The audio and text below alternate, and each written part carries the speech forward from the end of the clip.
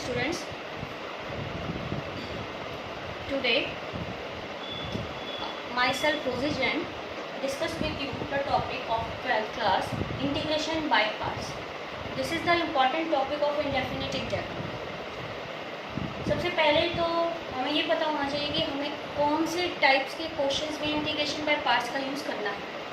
जैसे कि आप सभी वेल नोन हो कि जब भी हमारे पास दो या दो से ज़्यादा फंक्शंस प्रोडक्ट में होते हैं और हमें उनका डिफरेंशिएशन करना होता है तो हम एक रूल अप्लाई करते हैं प्रोडक्ट रूल डिफरेंशिएशन के लिए। इसी तरीके से जब हमारे पास दो फंक्शंस जो हैं मल्टीप्लाई में होंगे और हमें उनका इंटीग्रेशन करना होगा तो उनके इंटीग्रेशन के लिए जो रूल अप्लाई होता है वो होता है integration by parts.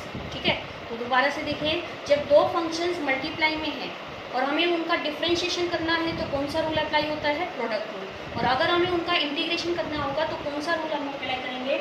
Integration by parts. तो इस इंटीग्रेशन बाय पार्ट्स के लिए हमारे पास हमारे इंटीग्रल में कितने फंक्शंस होने चाहिए? दो फंक्शंस होने चाहिए, जिन्हें मैं डिनोट कर रही हूँ फर्स्ट फंक्शन और सेकंड फंक्शन से। ठीक है, इंटीग्रेशन बाय पार्ट्स का एक रूल है जो हमें अप्लाई करना होता है, जैसे प्रोडक्ट रूल होता है। तो क्या रूल है वो? First function as it is into integral of second. First function as it is into integral of second minus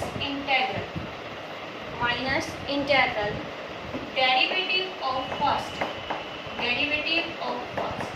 into integration of second. This is called the integration by parts.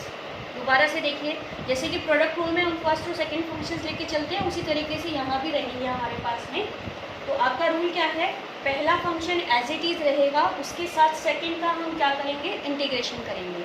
फिर minus में integral, एक और integral आएगा, whole integral बनेगा जो second term का। उसमें आपको क्या क्या करना है? दो काम करने हैं। फर्स्ट फंक्शन का डेरिवेटिव करेंगे और साथ में सेकंड का क्या करेंगे? इंटीग्रेशन करेंगे। ठीक है, तो अब आप यहाँ ध्यान दो, जैसे कि ये फॉर्मूला हमने लिखा है, इसमें जो फर्स्ट फंक्शन है उसमें जो है यहाँ ये एज इट इज है और यहाँ डेरिवेटिव हो रहा है, यानी कि फर्स्ट में कोई इंटीग्रेशन नहीं होगी। और जबकि जो सेकंड फंक्शन है उसमें सिर्फ और सिर्फ इंटीग्रेशन का काम हो रहा है। यहाँ भी हमने सेकंड को इंटीग्रेट किया है और यहाँ भी हमने सेकंड को क्या किया है? इंटीग्रेट किया है। तो हमारे पूरे फॉर्मूले में जो इंटीग्रेशन का काम होगा वो किस पे होगा? सेकंड फंक्शन पे होगा। अब देखो, आपके पास मल्टीप्लाई में दो फंक्शन मिलेंगे तो आपको ध्यान रखना होगा उन दो में से जिसका भी इंटीग्रेशन पॉसिबल नहीं है वो फंक्शन क्या ट्रीट किया जाएगा? फर्स्ट फंक्शन ट्रीट किया जाएगा, क्योंकि फर्स्ट फंक्शन का कोई भी इंटीग्रेशन हमें करने की ज़रूरत नहीं पड़ती। ठीक है। सेकेंडली, कई बार ऐसा चांस आता है कि दोनों के दोनों फंक्शन ही इंटीग्रेबल होते हैं, दोनों की इंटीग्रेशन पॉसिबल होती है। तो उस केस में आप क्या करना कि जिसमें भी जिस भी फंक्शन का इंटीग्रेशन ईजीली हो जाए उसे आप सेकेंड लेकर चलें। बात समझ में आ रही है? अगर दो फंक्शंस में से एक इंटीग्रेबल है और एक इंटीग्रेबल है ही नहीं, तो जो इंटीग्रेबल नहीं है वो फर्स्ट का काम करेगा। और अगर आपके पास दोनों ही फंक्शंस इंटीग्रेबल हैं तो आप जो फंक्शन इजीली इंटीग्रेबल है उसको क्या कंसीडर करोगे? सेकंड कंसीडर करोगे। ठीक है। अच्छा, कुछ फंक्शंस ऐसे आते हैं हमारे पास में, लॉगरिथमिक फंक्शंस और इनवर्स फंक्शन। जैसे कि यहाँ मैंने लिखा है log x dx, या फिर लिखा जाए sine inverse x dx। Inverse trigonometry का कोई भी फंक्शन आ सकता है, ज़रूरी नहीं कि वो साइन ही आए, कोस इनवर्स, टेंजेंट इनवर्स, कुछ भी हो आपके पास में। तो लॉगरिथमिक और इनवर्स ट्रिग्नोमेट्रिक फंक्शंस में ध्यान रखना आपको कि इनकी इंटीग्रेशन जो है इंटीग्रेशन बाय पार्ट्स होगी, डायरेक्टली ये इंटीग्रेट नहीं होंगे। अब इंटीग्रेशन बाय पार्ट्स के लिए तो आप करेंगे कि अभी आपने कहा था कि दो फंक्शंस का होना ज़रूरी है, पर यहाँ तो हमारे पास एक ही फंक्शन है। तो इसमें जो सेकंड फंक्शन है वो आपको ध्यान रखना है, वो हम लेकर चलेंगे अपनी तरफ से 1। जो यूनिटी है वो आपका यहाँ पर दूसरे फंक्शन का काम करेगा। और इसी तरह से यहाँ पर भी आपको क्या रखना होगा? Into 1 dx। कुछ केसेस ऐसे भी आएंगे इनवर्स ट्रिग्नोमेट्रिक में, जैसे sine inverse root x dx आ गया। तो इस तरह के केसेस में हमें जो है इनटू 1 लेने की ज़रूरत नहीं पड़ेगी, यहाँ हम सब्स्टिट्यूशन की हेल्प लेंगे। सब्स्टिट्यूशन की हेल्प लेने पे जब हम रूट एक्स को टी पुट करेंगे तो ऑब्वियस होगा कि अपने आप ही एक सेकेंड फंक्शन अकर होगा हमारे पास में, जिससे हमें 1 कंसीडर करने की ज़रूरत नहीं पड़ेगी। तो फिलहाल नॉर्मली जब आपके पास में लॉगरिथमिक और इनवर्स ट्रिग्नोमेट्रिक फंक्शन हो तो ध्यान रखिएगा दूसरा फंक्शन जो है वो कौन काम करेगा, यहाँ पर 1 काम करेगा। फिर अब कुछ में ऐसा आएगा जो हमारे पास काम होगा कि वहाँ हमें फर्स्ट और सेकंड फंक्शंस कंसीडर करने पड़ेंगे कि किस तरह से कैसे किए जाए। तो उसके लिए एक प्रॉपर रूल है, और वो प्रॉपर रूल किसके लिए है, फर्स्ट फंक्शन कंसीडर करने के लिए कि फर्स्ट फंक्शन को लेने के क्या क्या आपके जो है क्राइटेरिया हो सकता है। तो उसका जो रूल है वो है आइलेट का रूल, आइलेट का। इसका जो मीनिंग है क्या है, इसमें ये जो आई है this stands for inverse trigonometric functions, inverse trigonometric functions, ठीक है। यानी कि हमारे पास दो फंक्शंस जो आ गए उनमें सबसे पहली प्रेफरेंस फर्स्ट फंक्शन के लिए किसको दी जाएगी, इनवर्स ट्रिग्नोमेट्रिक फंक्शन को दी जाएगी। उसके बाद जो ये एल है this stands for logarithmic functions, logarithmic functions. यानी कि इनवर्स ट्रिग्नोमेट्रिक फंक्शंस के बाद में जो नेक्स्ट हमारे पास इंपॉर्टेंट है वो कौन सा फंक्शन है, लॉगरिथमिक फंक्शंस हैं। इन्हें भी हम प्रेफरेंस देंगे फर्स्ट फंक्शन के लिए।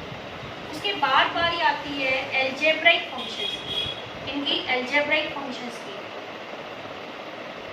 एल्जेब्राइक आप सभी अच्छे से समझते होंगे, जैसे कि एक्स स्क्वायर हो गया, एक्स क्यूब हो गया, एक्स प्लस 1 होल स्क्वायर हो, एक्स प्लस 1 हो, 2x माइनस 1 हो, इस तरह के जो भी फंक्शंस हैं वो सारे के सारे क्या रहेंगे, एल्जेब्राइक रहेंगे। फिर नेक्स्ट है टी, टी जो है वो है trigonometric functions, trigonometric functions. Algebraic के बाद किनको प्रेफरेंस दी जाएगी, ट्रिग्नोमेट्रिक फंक्शंस को दी जाएगी। और ई जो है this stands for exponential functions, exponential functions. तो इस सीक्वेंस से हम अगर चलें तो हम फर्स्ट फंक्शन को आसानी से चूज कर सकते हैं। I means inverse trigonometric functions, L means logarithmic functions, A means algebraic functions, T means trigonometric functions and E means exponential functions. For example अगर आपके पास है एक्स cos x dx, ये क्वेश्चन है आपके पास में, तो अब आपको यहाँ चूज करना हो कि पहला कौन सा है और दूसरा कौन सा है। तो इसके लिए आप इस रूल को आसानी से प्रयोग कर सकते हो। अब इसमें आपके पास ये एल्जेब्राइक है और ये क्या है, ट्रिग्नोमेट्रिक है। ये एल्जेब्राइक है, ये ट्रिग्नोमेट्रिक है। तो एल्जेब्राइक पहले आ रहा है या ट्रिग्नोमेट्रिक पहले आ रहा है, एल्जेब्राइक पहले आ रहा है। तो इससे हमें पता लग रहा है कि ये जो x है ये फर्स्ट फंक्शन का काम करेगा और cos जो है किसका काम करेगा, सेकंड। इसी तरीके से अगर हमारे पास मान लीजिए आ जाता है x square tangent inverse x, क्या आ जाता है x square tangent inverse x. तो इसमें देखो आप, एक एल्जेब्राइक है, एक इनवर्स ट्रिग्नोमेट्रिक है। तो इनवर्स ट्रिग्नोमेट्रिक एल्जेब्राइक से पहले आ रहे हैं, इनवर्स ट्रिग्नोमेट्रिक एल्जेब्राइक से पहले आ रहे हैं। तो यहाँ पर पहले फंक्शन का काम कौन करेगा, टेंजेंट इनवर्स एक्स, और सेकंड फंक्शन कौन हो जाएगा, एक्स। ठीक है। इसी तरह से सपोज करो आपके पास आता है e raise to the power x और sin 2x dx, ये आ जाता है। इसमें ये तो एक्सपोनेंशियल है और ये क्या है, ट्रिग्नोमेट्रिक है। तो ट्रिग्नोमेट्रिक फंक्शंस पहले आ रहे हैं एक्सपोनेंशियल से। तो इसमें फर्स्ट कौन बनेगा आपका sin 2x और सेकंड कौन बनेगा आपका e रेज़ टू। तो इस तरह से हम आसानी से इस रूल के हिसाब से चूज़ कर सकते हैं अपने इंटीग्रल में कि फर्स्ट फंक्शन कौन सा है और सेकंड फंक्शन कौन सा है। ठीक है, दिस इज आइलेट।